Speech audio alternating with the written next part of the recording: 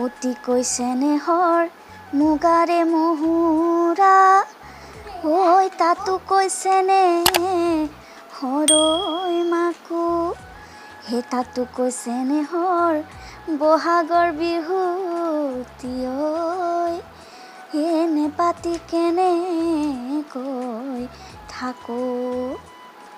নমস্কাৰ, মই ডেইজি ডেকাই সকলো অসমবাসীলৈকে অসমীয়াৰ বাপতি সাহোন ৰঙালী বিহু আৰু অসমীয়া নৱবৰ্ষৰ শুভেচ্ছা জ্ঞাপন কৰিলোঁ।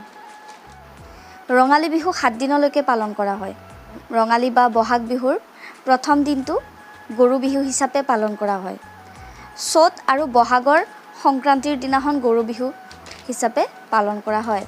গৰু বিহুত গাঁৱৰ কৃষকসকলে নিজৰ নিজৰ গৰুবিলাক ওচৰতে থকা নৈ, খাল, বিল আদিত লৈ গৈ মাহ হালধিৰে ধুৱাই তাৰপিছত মিঠাতেল লগাই দিয়ে শিঙত।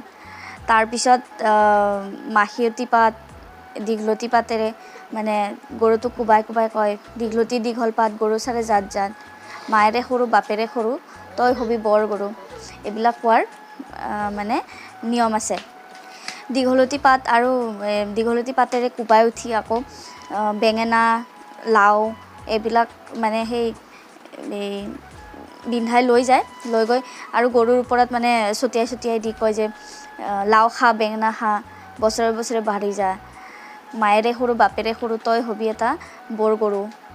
আৰু এই নিয়মবিলাক পালন কৰাৰ আঁৰত মানে উদ্দেশ্য হৈছে গৰু যাতে সুস্বাস্থ্যৱান হৈ থাকে, লগতে যাতে মানে শক্তিশালী হয় আৰু এইবিলাক বিশ্বাসেৰে মানে গৰুক তেনেকৈ নোৱাই ধুৱাই লাও বেঙেনা খুৱাই এৰাল দিয়ে।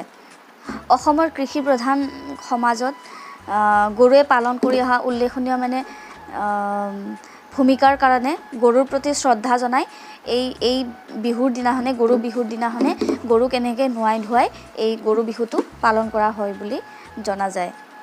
সন্ধিয়া পথাৰৰ পৰা ঘৰৰ গৰু ঘূৰি অহাৰ লগে লগে গৃহস্থই ঘৰৰ দুৱাৰ মুখতে মানে পদূলি মুখতে তুঁহগুৰি, খেৰ, বিহলঙি এইবিলাকেৰে ধোঁহা জ্বলাই সেই ধোঁহা মানে বিচনীৰে বিচি বিচি গৰুক আদৰি আনি নতুন পঘা মানে গৰুবিলাকক বিহুৱান হিচাপে দি সেইদিনা নতুন পঘাৰে বান্ধে। আৰু সেই পঘাবিলাক কিন্তু মৰা পাতেৰে তৈয়াৰ কৰা পঘা। এই যে ধোঁহা দিয়া যে দুৱাৰ মুখত যে ধোঁহা দিয়া সেইটো অসমৰ মানে বহু জেগাত জাক দিয়া বুলিও কয়।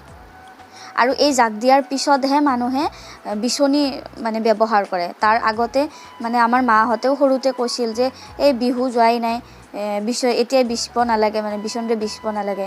গৰুক মানে যেতিয়া সেই আবেলি যেতিয়া মানে ধোঁহা দি আদৰি আনে তেতিয়া মাখিয়তী পাতেৰে গৰুৰ গাত লাহেকৈ মানে মাৰি মাৰি কোবাই কোবাই দিয়ে।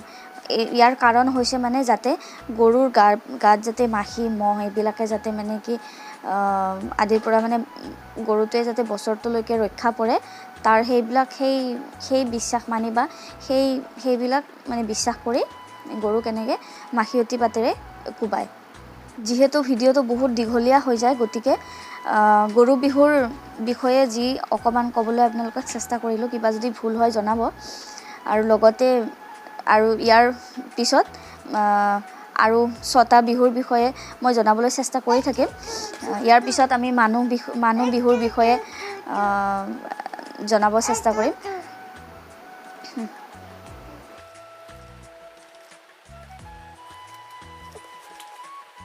মোৰ পৰৱৰ্তী ভিডিঅ'টোত আপোনালোকে মানুহ বিহু কি, আমি মানুহ বিহু কেনেকৈ পালন কৰোঁ তাৰ বিষয়ে জানিব পাৰিব। আৰু গতিকে চেনেলটো ছাবস্ক্ৰাইব কৰি থৈ দিব। লগতে কিবা ভুল ভ্ৰান্তি হৈছে যদি কমেণ্টত জনাব।